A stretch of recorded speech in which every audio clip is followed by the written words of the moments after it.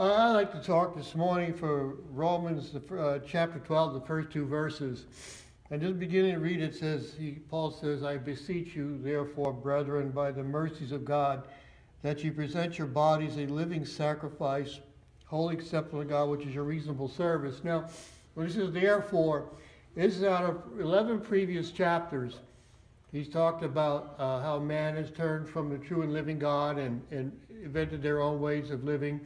That we're all sinners, that we have peace with God, that about the wages of sin, about his own sinful condition, about no condemnation, all things working together, and that the believers, who are not Jewish, should love the Jewish people, which is what has been failed to have been done.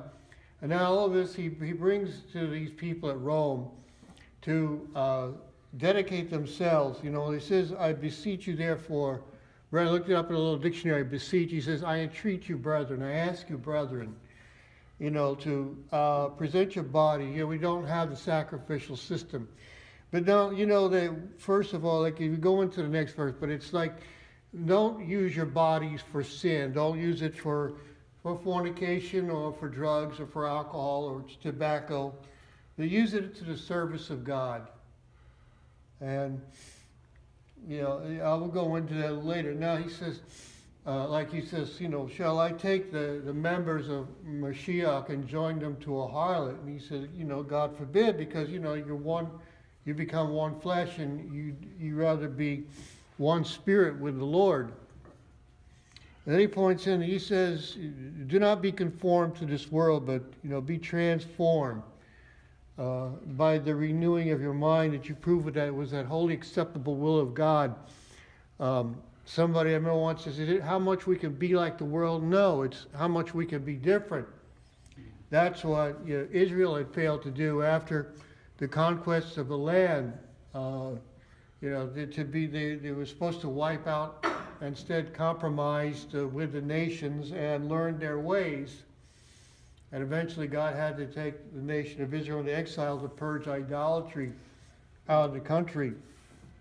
And that they said, one time they said, make us a king, instead of God being the king. When he told Samuel, he has not rejected you, they rejected God. And, you know, so basically it's what form will you take? Because it's either don't be conformed, but be transformed. Somebody who just passed away once had a message called Nonconformity to the World, said that a believer is a nonconformist. And what I had once from a leader was something I had from his generation. So this is about 100 years of preaching, all wrapped up right here. He said that holiness is not being in harmony with the environment, but being in harmony with God. And you know, when you're going to be in harmony with God, it's going to make it difficult. But do you want it to really be easy? So, you know, it says conform. Now, you take that word, these like two words are put together, con and form. Like con is from Latin, means with. So don't be with the form of this generation. Another translation says, do not let the world mold you into its image, something like that.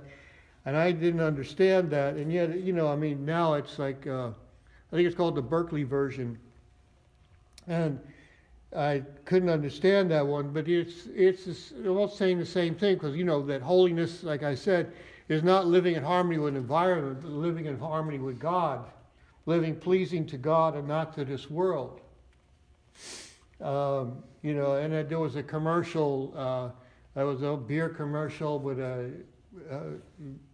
done by a famous author, and he talked about how, you know, being in his image, and, you know, I could see what it meant by there, you know, this is not the form that I should take, you know. Yeah, so you don't be conformed to the image of this world. Don't be conformed, but be conformed to God. Be with the form of God. And it says, you know, but be ye transformed. That's from the Greek. Metamorphosis is what we use a term like in biology. Was it etymology? With insects, the butterfly, it starts out as a caterpillar, and the caterpillar eventually weaves a cocoon, and then the butterfly comes out of the cocoon, which is what we're supposed to be. I think the author wrote a book called The Reason for My Hope, and he talk about, like, I look at it, it's not trying to let this man teach me, but I mean to make me what he is, but ask me what do I want to be? What do you want to be out there? Do you want to be like the caterpillar groveling in the dirt, or be the butterfly that's out of the cocoon? And we don't want to follow that. And it says Paul the apostle,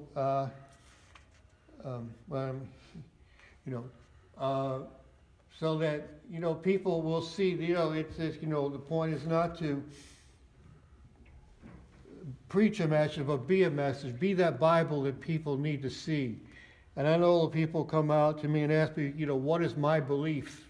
And I tell them, and they see the way that I live, and the way you live. The way that you're not trying to running with this world. Amen. I mean, Paul makes it clear in the following epistle, 1 Corinthians, that he says in two places, for chapter 3 and in chapter 6. Chapter 3, he says, in chapter 3, verse 16, he says, do you not know that that you are the temple of God, and that the Spirit of God dwells in you, and if you defile that temple, if you try to abuse it, doing things which does not please God, He will destroy that temple. Well, I mean, not necessarily, violent, but I mean, illness or whatever will happen will come upon you. And He tells again that, that you're not your own, that you've been bought with a price, and you're not going to join those members. And the point is, I say, is it how much, we as believers can be like the world, but how much we can be unlike the world, be like Yeshua, So the question is, which form will you take? Okay, will you be conformed to this world or be transformed? Take, trans, which means a change, like transport, change your port. And so what is it going to be? The will of God, the will of man, to be with the form of this world or the form of God? Amen?